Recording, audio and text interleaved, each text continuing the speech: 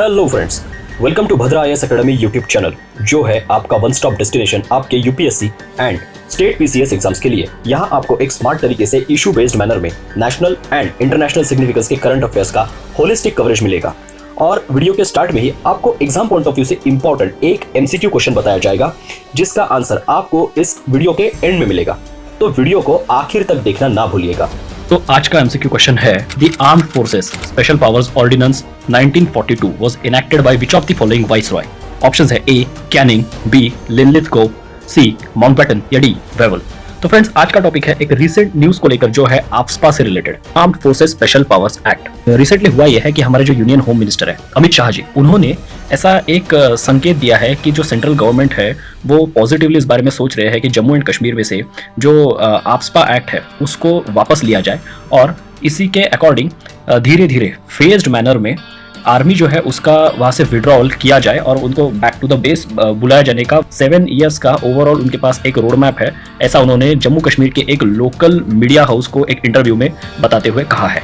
Actually Jammu Kashmir में 1990 से इसके सेवरल पार्ट्स में आफ्सपा लगा हुआ है और जो वहाँ के कई सारे एरियाज हैं उनको डिस्टर्ब्ड एरियाज ऐसा घोषित करके डिफेंस फोर्सेस को एक अच्छी खासी पावर वहाँ पर दी गई है to maintain the peace in the region. और जम्मू कश्मीर में 1990s में जो कश्मीरी पंडित्स के अगेंस्ट एक मिलिटेंसी वहाँ पर राइज हुई थी और उनको वहाँ से भागना पड़ा था वैली छोड़ करके, तो उसके बैकड्रॉप में ये एक्ट वहाँ पर इम्प्लीमेंट किया गया था और तब से लेके आज तक के ये यहाँ पर जम्मू एंड कश्मीर में लागू है। और 1990s में तब की जो जम्मू एंड कश्मीर की गवर्नमेंट थी, उन्होंने कश्मीर वैली को एक डिस्टर्ब्ड एरिया ऐसा डिक्लेयर करके सेक्शन 3 ऑफ आफ्सपा एक्ट के अंडर वहाँ पर उसे लागू किया था और लेटर 2001 के अगस्त से उसको जम्मू में भी एक्सटेंड करके अब तक के वो वहाँ पर चल रहा है। लेकिन जो हमारे देश में आर्टिकल 370 का एब्रोगेशन हुआ उसके बाद से एकदम शार्प डिक्लाइन आया है वहाँ पे मिलिटेंसी से रिलेटेड जो इंसिडेंसेस थे। फॉर एग्जांपल जैसे स्टोन बिल्डिंग वगैरह का जो मामला है उसमें एकदम गिरावट आई है और इसकी वजह से अब सेंट्रल गवर्नमेंट काफ़ी पॉजिटिवली सोच रही है। जो Jammu and Kashmir union territory है वहाँ पर अब उनको लगता है कि शायद आफ्सपा की ज़रूरत नहीं है, क्योंकि जो लोकल पुलिस है वो अब एक बहुत अच्छा काम कर रही है और हमारे आर्म फोर्सेस के साथ मिलकर वो लोग वहाँ पर ऑपरेशंस लीड कर रहे हैं और सक्सेसफुली मिलिटेंसी को उन्होंने वहाँ पर एक तरीके से रोक लगा दी है। लेकिन ये जो बार बार कहा जा रहा है arm forces Special Powers act, ये एक्चुअल में है क्या? तो देखिए, पहले एक बार आफ्सपा का बैकग्राउंड देख लेते हैं। तो आफ्सपा का जो बैकग्राउंड है ये ब्रिटिश कॉलोनियल टाइम से आता है। ब्रिटिश कॉलोनियल गवर्नमेंट ने 15 अगस्त 1942 को ऑर्डिनेंस प्रोमलगेट किया था अंडर द लीडरशिप ऑफ तब के वाइसरॉय लॉर्ड लिनलिथगो।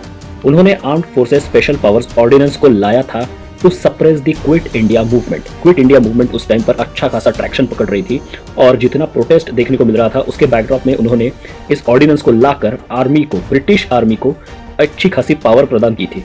लेकिन इंडिपेंडेंट इंडिया में armed forces Assam and Manipur special Powers act 1958 यहां से आफ्सपा की शुरुआत होती है।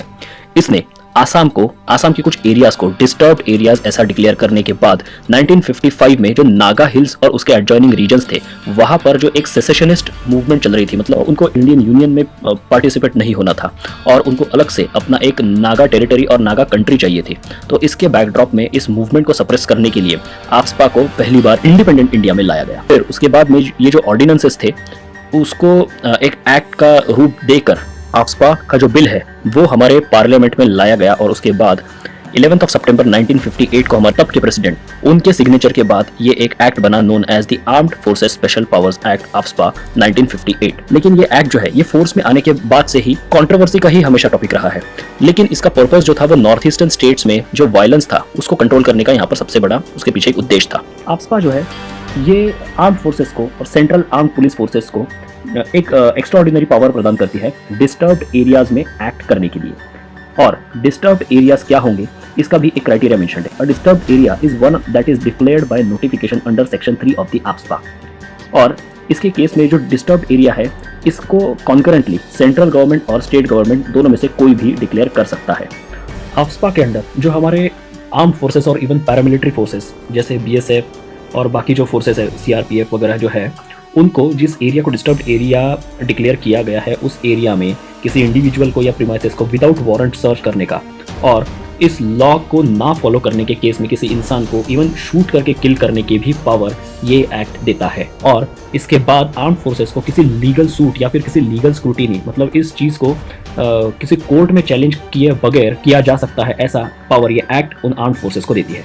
करंटली अगर देखा जाए तो आफ्सपा ये 31 डिस्ट्रिक्ट्स में और पार्शियली 12 डिस्ट्रिक्ट्स में नॉर्थ ईस्ट के जो 4 स्टेट्स है वहाँ पर आपको देखने को मिलता है, मतलब नेमली आसाम, नागालैंड, मणिपुर और अरुणाचल प्रदेश। और आफ्सपा को कम्प्लीटली मेघालय स्टेट में से 2018 में और त्रिपुरा में से 2015 और मिजोरम में से 1980s में रिमूव किया गया।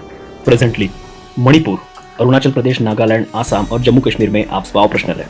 लेकिन यहाँ एक बात ऐसी है कि आफ्सपा जो है ये कम्प्लीटली किसी स्टेट में भी लगाया जा सकता है या किसी पर्टिकुलर डिस्ट्रिक्ट में छोटे पॉकेट्स में डिस्टर्ब्ड एरिया को नोटिफाई करके भी लगाया जा सकता है। जैसे कि रिसेंटली नागालैंड और अरुणाचल प्रदेश के कुछ एरियाज में आफ्सपा को नेक्स्ट 6 मंथ्स के लिए एक्सटेंड किया गया है। नॉर्मली इसके अगेंस्ट काफ़ी कंट्रोवर्सी वगैरह होती है और ये one of the draconian laws कहा जाता है, क्योंकि ये एक तो इसका जेनेसिस है ब्रिटिश कॉलोनियल रूल के टाइम से, जब इस एक्ट का जो मोटिव ही होता था वो था कि इंडियन रिवॉल्यूशनरी और फ्रीडम स्ट्रगल को सप्रेस करना।